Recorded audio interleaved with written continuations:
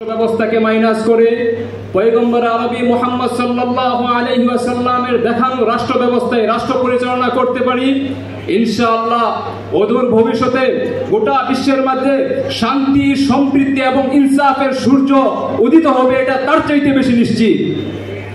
বিদায় আমি আমার রাষ্ট্র ব্যবস্থা, রাষ্ট্র পরিচালকদের কাছে আবেদন করব, আপনারা পয়গম্বর আরবি মুহাম্মদ সাল্লাল্লাহু আলাইহি ওয়াসাল্লামের দেখানো রাষ্ট্র ব্যবস্থায় রাষ্ট্র পরিচালনা করুন।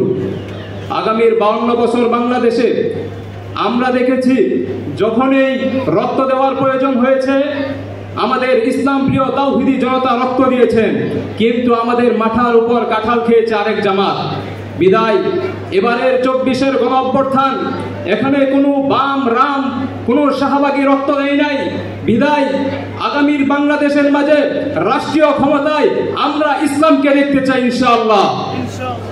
অসংখ্য শুকরিয়া ভাই রায়হান শেখকে অত্যন্ত সুগোছালুভাবে আমাদের সামনে বক্তৃতা উপস্থাপন করার জন্য। এ পর্যায়ে বক্তৃতা নিয়ে আসছেন মোহাম্মদ নুরুস সালাম তাকি।